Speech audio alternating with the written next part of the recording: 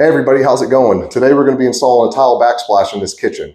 So I know a lot of you probably are DIYers or maybe just looking for some extra tips and tricks, or maybe you've never done this before and you're looking for a video that can explain where to start, what kind of tools to use, the size trowel, how to lay out your tile, and everything in between. So I'll be going step by step through the entire process of this install, and I hope that you guys find it helpful. Let's get to work.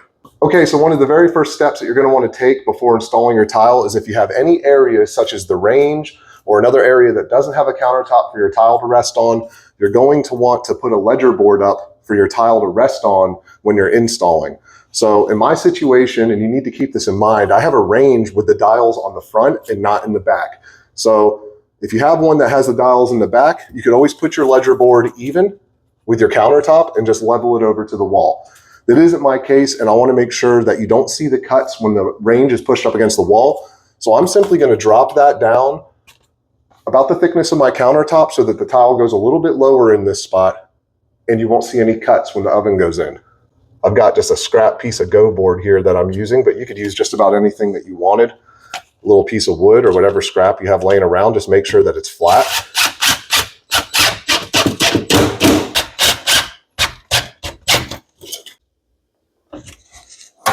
Looks good. I want to double check and just see a couple things. We're within the 1/16 of an inch, and I feel good about that. So the very next thing that I'm concerned about is the rack of my tile. I want to make sure I don't end with a little piece over here. I want to make sure I don't end with a little piece in here. And I want to make sure I don't have a little piece at the start of my tile.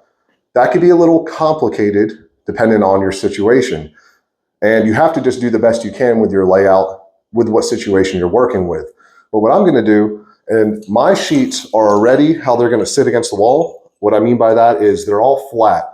And a lot of your sheets will intertwine with one another, kind of like the sheets do from top to bottom, where you can see the V is cut out. If that's the case, I would recommend the first thing you need to do is cut yourself a square edge on your tile for your first starter, and then measure off of that. But that isn't my case. So all I'm going to do is I'm going to set two tile the way that they're going to sit on the wall against one another. And I'm going to take a quick measurement. So over two tile sheets, I know that I have 24 1/4 inch. So starting with a full sheet first, I'm just going to go against that wall and I'm going to measure all the way to the end and just see where each sheet's going to end naturally the way the tile is right now.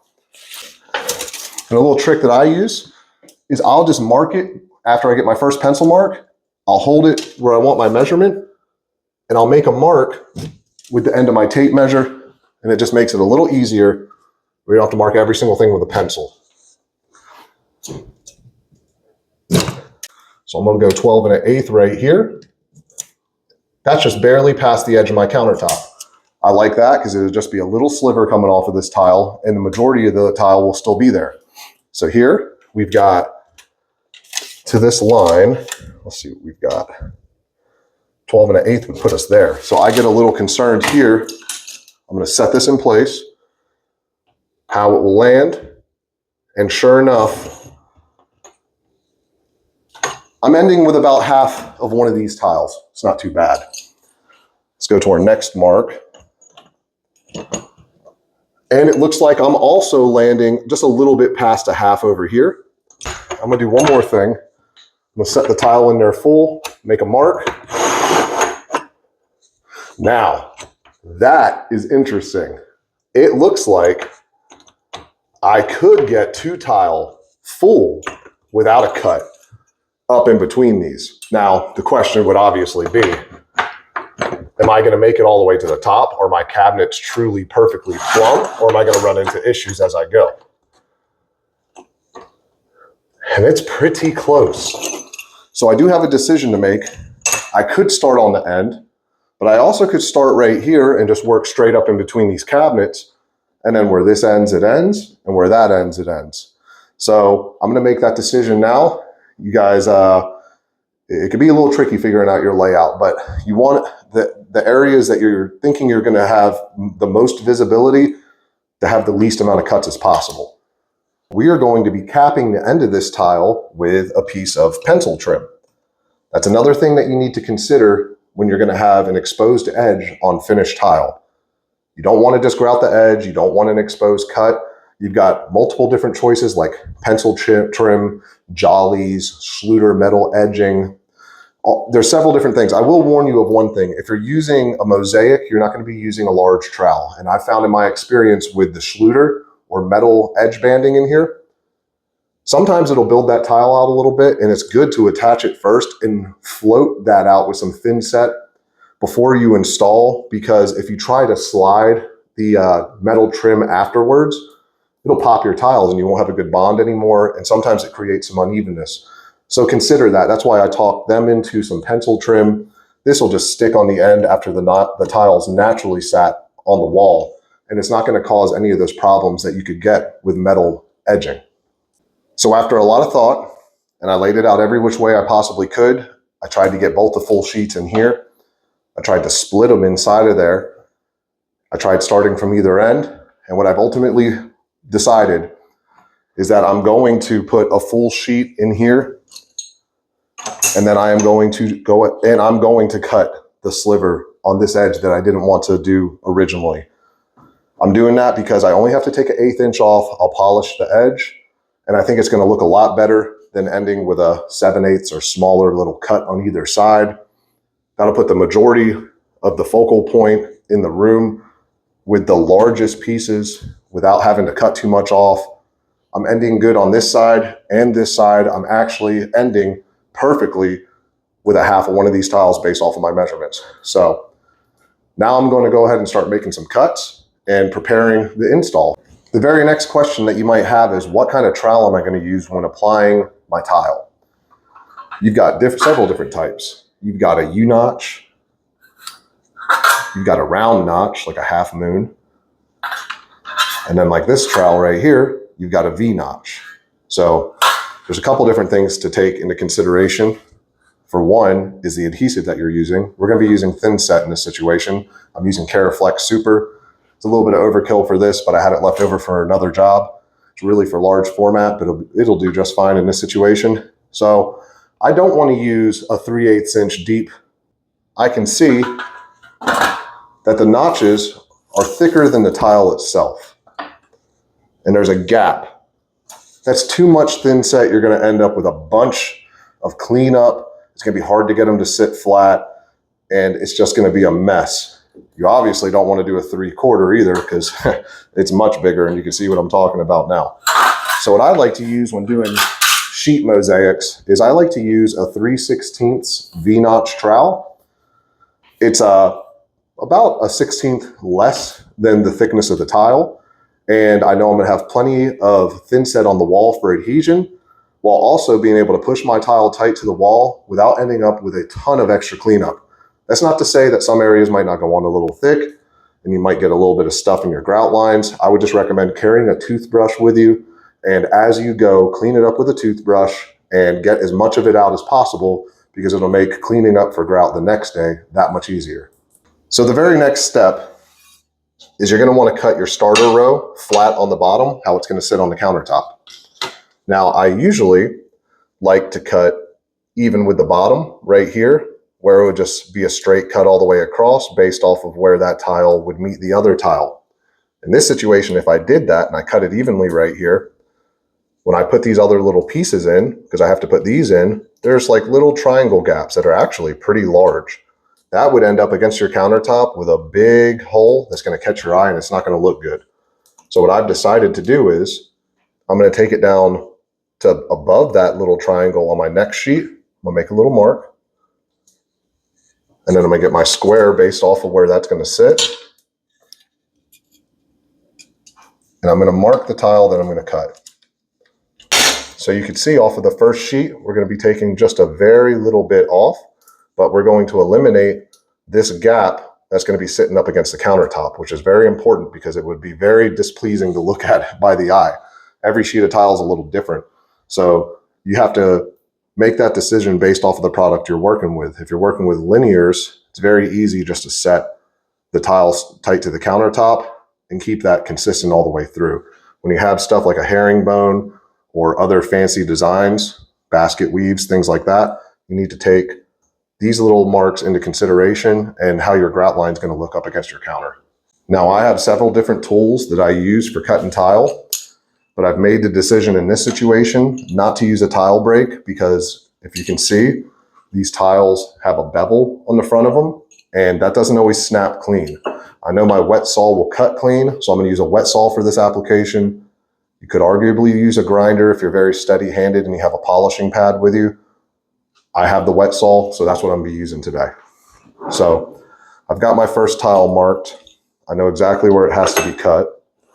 I'm going to transfer the mark to this side because I personally want my tile over here so I can put my hand and hold the sheet and make a good cut. I'm only going to commit to one cut at first, and I'm going to cut the pieces in, and I'm going to set them in before I cut all my tile to make sure that I like the way it looks on the wall. Once I make sure that all that looks good, then I'll go ahead and I'll cut every single sheet for the first row, and I'll start installing. So I just transferred my mark over, and just a little piece of advice. If I were you, I would make a mark on the fence of my saw. This sheet's a little bit awkward for me to put a clamp right here and hold it even for every single cut.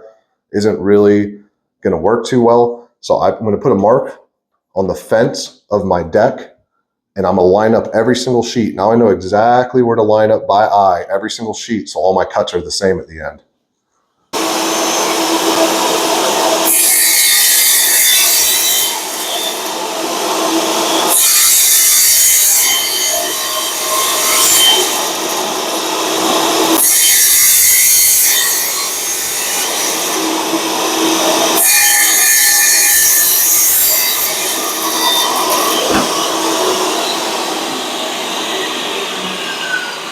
I like to pop my blade up like that when I'm cutting because sometimes the sheet gets pushed a little bit out when you're cutting, and then you go to pull the sheet back through the saw afterwards, and you end up chipping up your edges of your tile.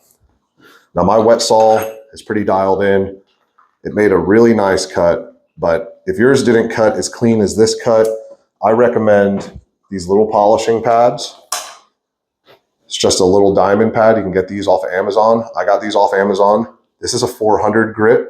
If you have really bad chips, you'll have to start with a lower grit and then work your way up to the higher. But you're just gonna, at the end, hold it on like a 45-degree angle and just polish it up a little bit. Now, like I said, mine are pretty clean. You can see on my finger, there's a little bit of the tile coming off. And that's just the file doing its job. And it'll just give you a very nice finish at the end. So if you don't have any before you start, order some of these polishing pads. They make such a big difference in the final product of your work. They're just little diamond sanding pads. They're not that expensive on Amazon. You can get like a kit of 5 of them for like 20 bucks. So I'm also going to need the little triangles that are left out for my first row. So what I'm going to do is I'm going to eye all my grout lines and make sure that they're even with the gaps on all the other tiles. And I'll go ahead and get myself a pencil mark on this sheet as well. I'll mark both sides because I think I'm going to end up cutting this side. So I'll cut these, and this sheet won't be wasted. This will go on top of the other sheet over here, and it'll be more than enough to take us to the cabinets. So I kept that in mind too when I laid this out. We're trying to minimize the waste and minimize the amount of money we're going to spend on materials.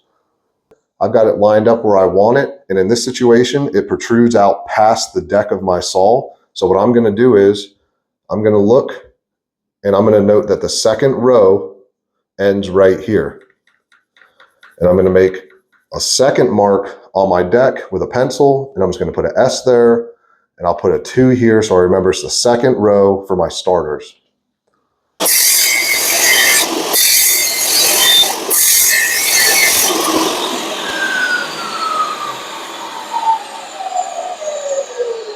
So there's our starter cuts. Again, it cut pretty good. I'll still hit it with a little polishing pad. It's going to get silicone at the end anyway, but it's still got the sheet holding it together also, so that's a plus where I don't have to put every little piece in by hand, and it'll kind of hold itself together. Let's go ahead and lay this on the wall and see how we look. So I'm just going to set this against the counter, the way that it's going to set in there. I'm going to set my little cut in there. And I'm going to make sure that it kept the grout line consistent. and that it fits nice. And you can see that those cuts are going to work out very nice. So at this point, I know that the marks on my deck are right. And I'm going to go ahead, count up how many sheets I'm going to need to start. And I'm going to go ahead and cut my entire first row of starters. Okay, at this point, I've got all my starting rows cut that I can cut. And like I said, I'm going to start with the tight against the cabinet right here. So that's actually going to be the very first piece that I put in to eliminate any room for error. And unfortunately, we're landing on our first outlet also. So I'll show you guys how I'm going to go about and cut that outlet out. And once that outlet's cut out, I've also got a wire that I've got to stub through. But the very first thing that I'm going to do before working around all this electricity is I'm going to go kill the breaker. So the biggest issue I see people having when they're cutting their outlets out is they cut it tight to the box. What I mean by that is the metal right here. And they don't keep in mind their holes for mounting the receptacle back. So when you're measuring to cut, you want to be sure that you go just above this hole and just below the bottom hole so that your ears still catch, but you can screw the outlet back in after you do your tile work. Now I'm going to go ahead and measure to the bottom of the receptacle. Like we spoke, I'm going to make sure I leave room where the holes are. So I'm going to measure just below the bottom hole and just above the top. I'm going to transfer my marks over to my tile. Now that I've got my marks on my tile, I'm going to square that up, grab my grinder, and cut out my receptacle. My cut came out good. I'm going to put it in place and dry fit it, make sure that it lines up the way I want it to. Before I go setting my tile, I recommend drying off all your sheets. They're going to be wet from the wet saw if you're using a wet saw, and that water will keep those tile from adhering to the wall. So go through and dry off every single one of your tiles before you thin set them to the wall. I would recommend putting on a pair of gloves when you're putting your thin set on the wall. A lot of people give you a hard time about wearing gloves, but in my experience working with modified thin sets, over a long period of time, it will dry your skin out and you can get chemical burns and your hands will split, and my hands split pretty bad after doing it for years without gloves, so I always throw gloves on now. I'm going to go ahead and put some thin set on the wall at this point. I like to just put a couple globs on the wall and work it from there. And when I'm applying it to the wall, I'm always careful not to get it in my outlets, and I try and be careful around my cabinets too, because while you're troweling, it can be easy to hit a cabinet, cause damage, and we're trying not to damage anything while we're doing this. So I'm going to go ahead and put my first sheet in and center it on the outlet where the cut was. And then I've got these little 16th inch horseshoe shims that I'm going to put underneath that and strategically place them where it'll also hold my next little piece of tile, because you don't want your tile resting tight to the cabinet. Things settle over time and you need a little gap to fill with silicone that'll be flexible and move when things settle. I've got this grout float and I like to just keep it flat on the tile, and that's how I push it to the wall and make sure I get a good bond. I added my thin set, and now I'm going to set my second sheet for the first two. I want to make sure that I'm centered in the cabinets before I go and work my way up. This is where your toothbrush will come in handy. I have a little bit of thin set I see coming through a couple of the joints. So now while it's wet, I'm going to go ahead and clean that up. At this point, I'm going to go ahead and start working my way up the wall. I've got my tile positioned where it needs to be so it's tight up against the cabinet. So I'm just going to work my way all the way to the top before I work left and right. Now I've run into this wire on my backsplash. This is a cone bit. It's just a diamond cone that you can shape your tile with. I would recommend getting a diamond bit set like this. I got this off of Amazon. It's got a finger tool like this right here. It's a lot like the cone for doing little round holes. And it's also got just a bunch of hole saws, some smaller ones for putting anchors in. And it's also got an attachment that you can put it in the chuck of a drill, but the bits themselves are actually made to thread onto your grinder. I ended up using that finger tool, and you can see it put a tiny little circle on the right-hand side, and I cut the left-hand side to go around the cabinet because it needed an 1/8 inch off. So I'm just going to work the left side up to the top now also. So guys, I want to go over thin sets and adhesives and choosing the right thin set for your install. And I know a lot of you might be overwhelmed when you go to the store because you see there's so many different types of thin set and it's like, which one do I choose? Well, I'm gonna show you guys something.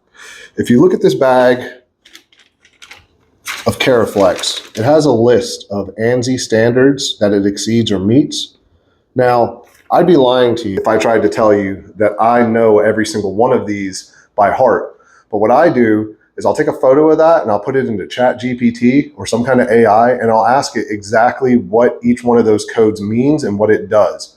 And it'll help you choose the right thin set for the install that you're going for. So for years I installed and I didn't know what ANSI was. And I figured it out eventually, you know what I mean?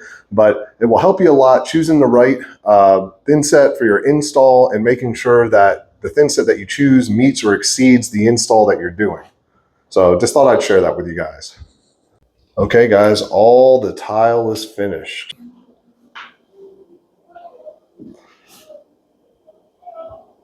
I got this side done too. And as I figured, this side only took me about 45 minutes, all highway. So I like to get the hard part done first when I'm tiling. It just makes for an easier second half of the day once you figure everything out. I hope you guys enjoyed the video. I hope that you learned a little bit. I tried to keep it shorter for you guys. I had a couple people saying shorten the videos, so I didn't show the entire tile process.